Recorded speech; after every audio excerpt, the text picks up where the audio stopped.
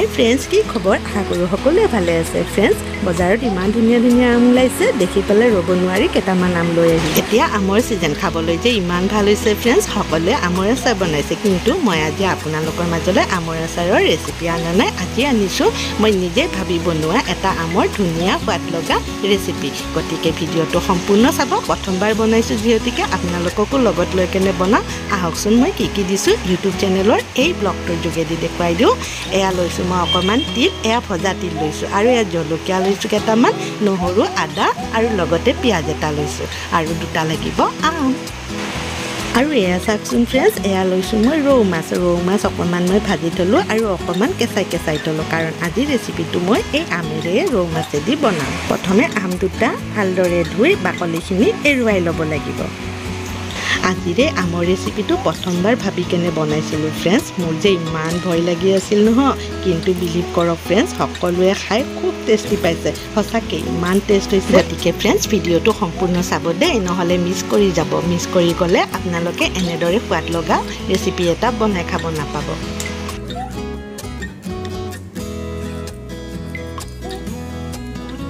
এনেদৰে সকলোবোৰ বস্তু চাফ চিকুণকৈ ভালদৰে এৰুৱাই ল'ব। আৰু এয়া আমটো যে এৰুৱাই লৈছিলোঁ, অকণমান খাই চাওঁ ৰ'ব কিমান টেঙা আছে।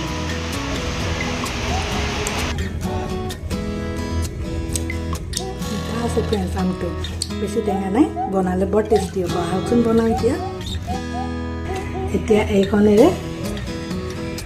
দি ধুনীয়াকৈ কাটি ল'ম আমখিনি। আহক ধুনীয়াকৈ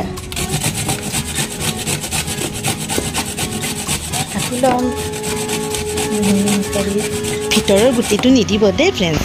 এয়া চাওক ফ্ৰেন্ডছ, আমখিনি এনেদৰে মিহি মিহিকৈ কাটি ল'ব লাগে। মই এনেদৰে কাটি লৈছোঁ, আপোনালোকেও এনেদৰে কাটি ল'ব। আৰু আনটো ফালে তিল যে ভাজি থৈছিলোঁ, সেইখিনি পটাত পিচি ল'লোঁ। আপোনালোকে মিক্সিতো দিব পাৰে, কিন্তু মিক্সিত দিলে বেছি মিহি হৈ যায় বাবে মই পটাতে পিচি দিলোঁ। আদা, নহৰু, জলকীয়া গোটেইখিনি মই ইয়াতে পিচি দিম।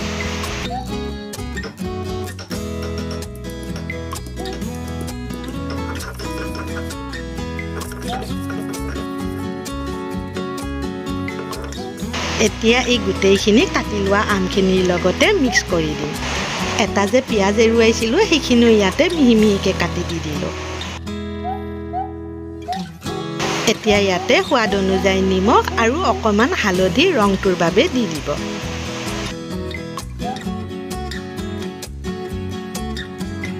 মছলাৰ পানীখিনি পটাখিনি ধুই পেলাই ইয়াতে পানী অকণমান ছটিয়াই দিলোঁ। আৰু এইখিনি মেইন ইনগ্ৰিডিয়েণ্ট, এইখিনি হ'ল তিলখিনি পিচি লৈছিলোঁ যে সেইখিনি দি দিলোঁ।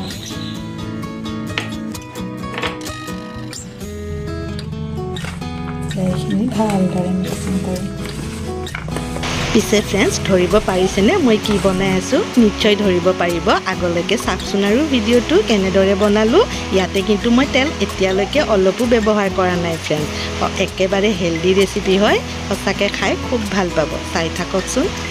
গোটেইখিনি ভালদৰে সানি পিটিকি ল'ব লাগিব। আৰু এয়া যে মাছখিনি থৈছিলোঁ, কেঁচা মাছখিনি, সেইখিনিও ইয়াৰ লগত ধুনীয়াকৈ মিক্স কৰি দিম।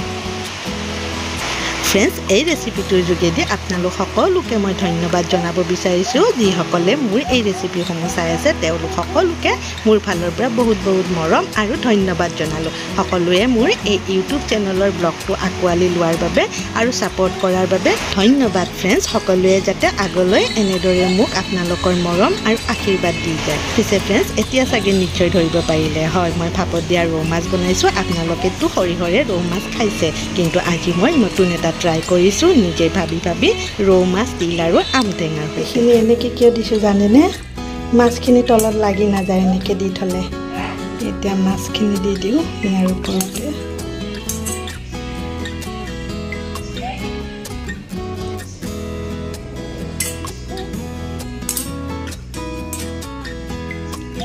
লোভ লাগিছেনে ফ্ৰেণ্ডছ? লোভ লাগিছে যদি লাইক কৰক সোনকালে। এতিয়া বাকী পুৰখিনি ইয়াতে দি দিছোঁ। গোটেইখিনি আনি ইয়াতে ভালদৰে সোমাই দিলে হ'ল।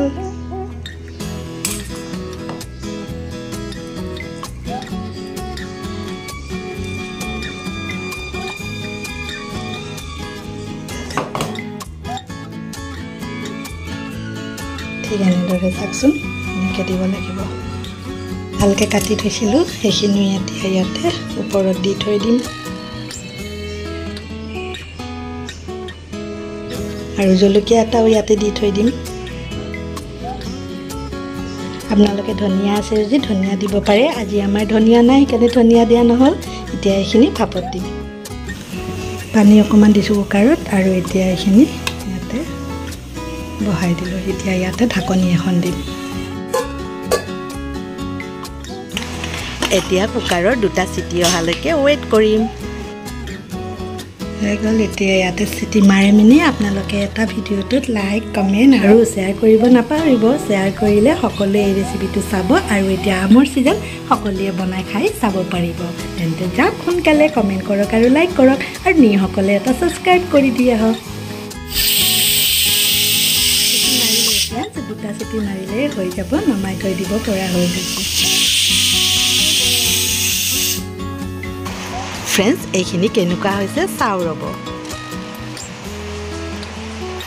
ৱাও ফ্ৰেণ্ডছ লুক এট দিছ কি ধুনীয়া দেখিছে হয়নে ইয়াক খাই চাইও চাবচোন কিমান টেষ্টি হ'ব ৰ'ব দেখাওঁ মই অকণমান কি কি আছে ইয়াতে মাছখিনি চাওক কি ধুনীয়া দেখিছে এইখিনি দেখি এতিয়া জিভাৰ পানী নপৰিবনে ফ্ৰেণ্ডছ এয়া মই এইটো বাতিতে অকণমান উলিয়াই লৈছোঁ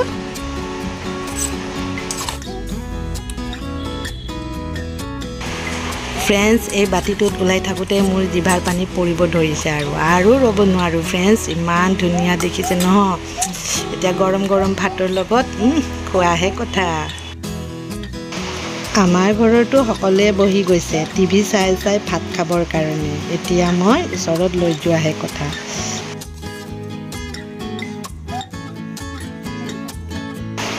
ফ্ৰেণ্ডছ মইতো ৰ'ব নোৱাৰি ভাত খাবৰ বাবে বহিয়ে গ'লোঁ এতিয়া আপোনালোকেও গৈ পেলাই এই ৰেচিপিটো ট্ৰাই কৰি খাই চাওকচোন খুব ভাল পাব আকৌ আহিম দেই নতুন এটা ৰেচিপি লৈ আপোনালোকৰ মাজলৈ সকলোকে বাই